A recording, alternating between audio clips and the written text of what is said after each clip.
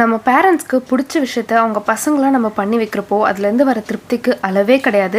So அந்த மாதிரி எங்கள் அப்பாவுக்கு இந்த உலகத்தில் பிடிச்ச விஷயங்கள் நிறைய இருக்குது. அதில் ரொம்ப பிடிச்ச 2 விஷயம்னா, முதல்ல அவருக்கு ரொம்ப பிடிச்சது கடவுள், அதுக்கப்புறம் 2வதாக தானம் பண்ணுறது. ஏதாச்சும் ஒரு வகையில் யாருக்காவது ஏதாவது பண்ணிகிட்டே இருக்கணும்னு நினைப்பாரு. ஏன் அவர் ஹெவனுக்கு போகிறதுக்கு 1 வீக் முன்னாடி டாக்டர் கிட்டே நான் கண்தானம் பண்ணிடுறேன், எங்கே சைன் போடணும்னு சொல்லுங்கன்ட்டு கேட்ட மனுஷன் தான் நான். தான் அவர் வாழ்க்கையில் நிறைய சர்ஜரி பார்த்துட்டாரு. அவர் போனதுக்கப்புறமும் பெயின் வேணான்னு சொல்லிட்டு வேண்டான்னு யோசிச்சுட்டேன். அது சரியாக தப்பான்னு தெரியல, பட் அவர் கோத்ரூ பண்ணுற பெயின்லாம் பார்த்துட்டு ஒரு டாக்டராக நான் வந்து வேண்டான்னு முடிவு பண்ணிட்டேன். அதையும் தாண்டி இப்போ அவர்கிட்ட ஒரு 50 ரூபா தான் இருக்குது. அந்த நேரத்தில் வந்து யாராச்சும் எனக்கு பசிக்குது இல்லை வேணும்னு கேட்டால் ஒரு நிமிஷம் கூட யோசிக்காமல் எடுத்து கொடுத்துருவாரு.